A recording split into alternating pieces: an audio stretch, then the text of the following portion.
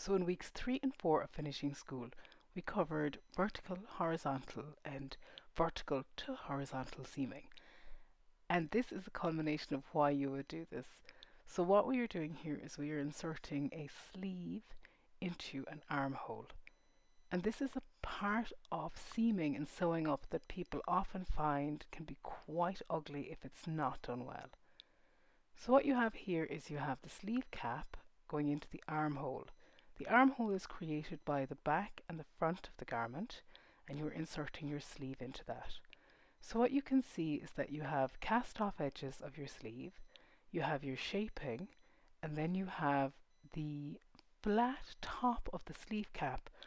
And what you're doing in that is you are seaming horizontally from the cast offs at the start of the armhole, seaming vertically as you seam the decreases to the other decreases, and then you are seaming vertically and the horizontal cast off at the top of the sleeve to the vertical parts at the top of the back and the front. The first thing I do is I mark the exact center of my sleeve. And the reason I do that is because that is exactly where you're going to start the seaming. And you're going to start that by seaming that directly to where the shoulder seam is. I'm just going to pin that in there so that you can see exactly where that is. And then you can see as you work down where exactly it is you're going to be easing in your sleeve. The reason we talk about easing in is that the length of the fabric at the top of the sleeve is smaller than the length of the fabric in the armhole, and that's why it's called easing in, because you want to bring them gently together without pulling. So once I'm ready to go, I can remove the marker now that I know exactly where it is, and I use that to insert from behind to create my figure of 8. And if you remember from the previous tutorials, this is why you're securing one piece to the other. You have two options here. You can use either a piece of yarn that is long enough to go down both sides, or you can use one and then start another thread to go down the other. Some people will seam from the cast off edges at the start of the armhole and go around. I prefer to start at the top of the sleeve cap because it gives me better control to make sure that that part, which is the most visible part, is done as correctly as possible, and therefore if I need to do any extra fudging or tight easing in, I can hide it under the armhole if necessary. So as you see here, I'm locating the bars of the stitches beside the V's, as I've done in all other types of seaming that we've done so far in the tutorials. So you'll see I'm creating my figure of 8, and I'm locating my bars of stitches on the vertical, and I'm creating the V's of my stitches on the horizontal, which is the top of my sleeve. So you're now joining those V's to the bars between the stitches. And if you recall, we did this in a ratio of about 2:1, so 2 bars to every stitch that you're going to pick up. The most important thing when you are easing in a sleeve is to keep an eye on just how well that is happening. So for example, I'm going to start by doing 2:1, but as I go, I may decide that I need to do 1 bar to 1 stitch to make sure that they're coming together properly. And that is really important when you're seaming, particularly sleeve heads, that you look exactly what's happening at your fabric and you adjust as you go. And that's particularly important where you're putting one piece of fabric into another where they are different lengths. So I'm just going to pull that through to make sure that they're lining up as I would expect. And you wouldn't have that if you were using the same color thread. I'm also going to unpick that later, and I'll show you that once we're doing the other side. So here I'm picking up the V's of my stitches. And if you need a refresher, this is in the last of the seaming videos from weeks 3 and 4.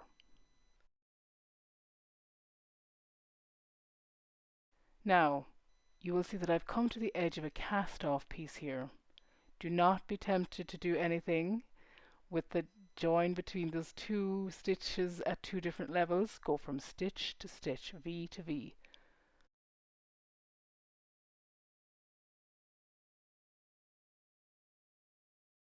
Because again, anything you do between stitches is likely to give you a little hole. So I'm just going to check how this is going by pulling that out. You can see that it's pulling ever so slightly on the stitches, but not too much. So what I'm going to do instead this time is I'm going to pick up a single bar rather than two bars, and that will stop any stress across the top of the sleeve.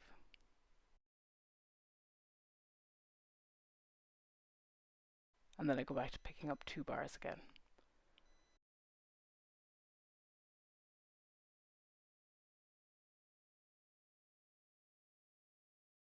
And as you can see, you are just easing the piece of fabric into it.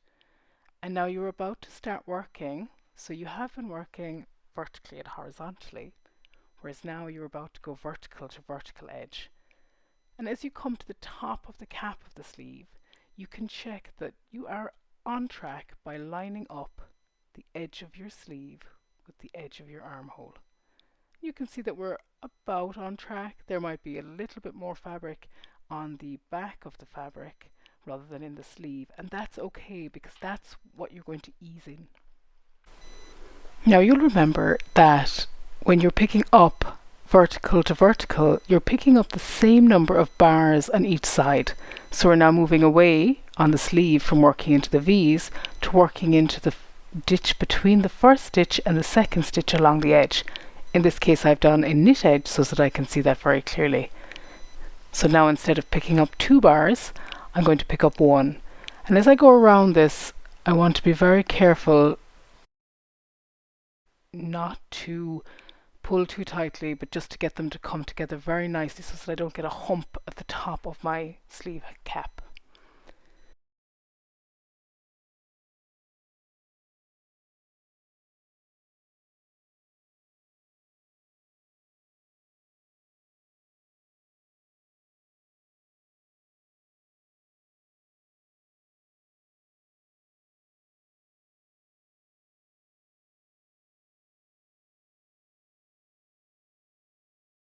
And it can feel a little bit strange as you're coming along here. It can take a little while for the two of these to go from being horizontal and vertical to both being vertical. So you take them nice and slowly around the side.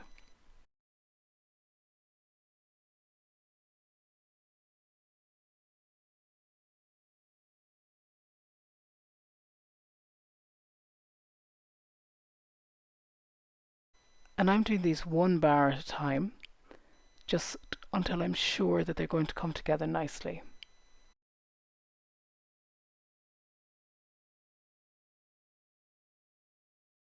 Then I'll check how that looks. I'm quite pleased that that has created a smooth sleeve cap.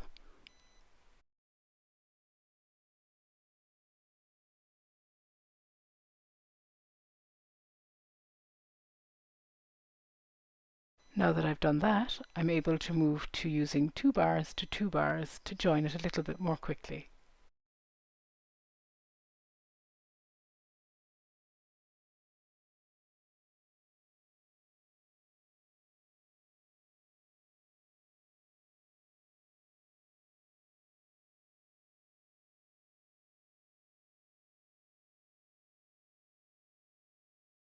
And as you can see, I check this a little bit more often than I would if I was just seaming two straight edges together, just to make sure that there isn't anything funny happening.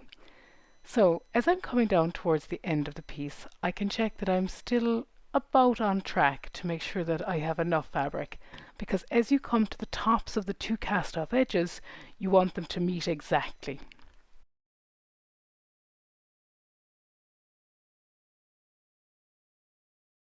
If you found at this point that you had a lot of excess fabric on one side versus the other, you have two choices. You can either rip back a little bit and even them out by using more bars on one side, on the longer side than on the other, or you can try to pick up more bars as you go in the future as well. It depends on how much fabric you have left before you come to join under the armhole.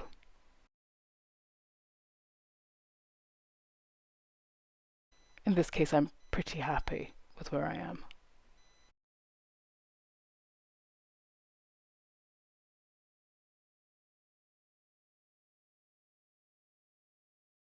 So you can see that as you're coming up towards the joining the two horizontal pieces together from the vertical, they're pretty much a match.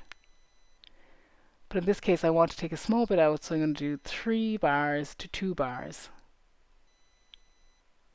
And that'll just be hidden completely under the armhole, which is where you want to hide anything where you're manipulating the fabric a little bit. So what you do then is you're identifying the V's on each side of the work along your cast off edge, and then you're going to seam these together.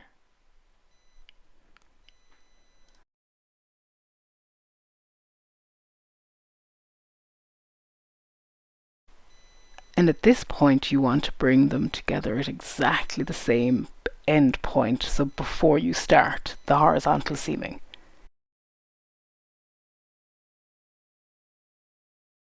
And you do that by coming right into the bottom of the vertical on both sides. And now you're ready to start your horizontal seaming. And as we saw in the previous tutorials, you're picking up the V's and you're bringing those together. So you pick up one set of V's on each side of the horizontal seam.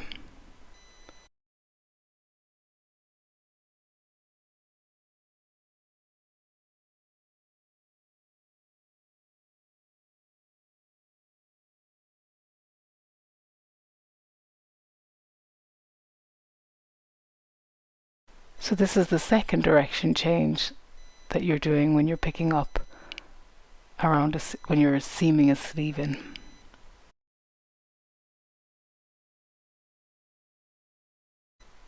And then you continue seaming horizontally until all of your stitches are together, and then you have sewn in your sleeve on one side. And you can see that that is quite smooth, and that if there was any lack of smoothness in that you didn't like around the top of the cap, that will come out during the second blocking. The next thing is to work down the other side of the shoulder. And what I'm going to do is I'm going to unpick the figure of 8 that I placed at the top to hold them together, because you don't want to have too much fabric in there. So you have two choices here. If I had left enough tail, I could sew down the other side using the same piece of thread, and then you would need no join, or you can use a separate piece of thread, whichever suits you. And I'm going to do exactly the same as I did previously. I'm going to fit my V's vertically against my bars to start. So I'm going to go in from behind and I'm going to do that. I'm then going to work down the verticals to the verticals, and then I'm going to sew the horizontal cast off edges at the bottom of the sleeve and the armhole together. As the techniques here are the same as used on the other side of the sleeve, the remainder of this video is unnarrated. However, the entire insert is covered, so you can watch through to the end to see the final inserted sleeve.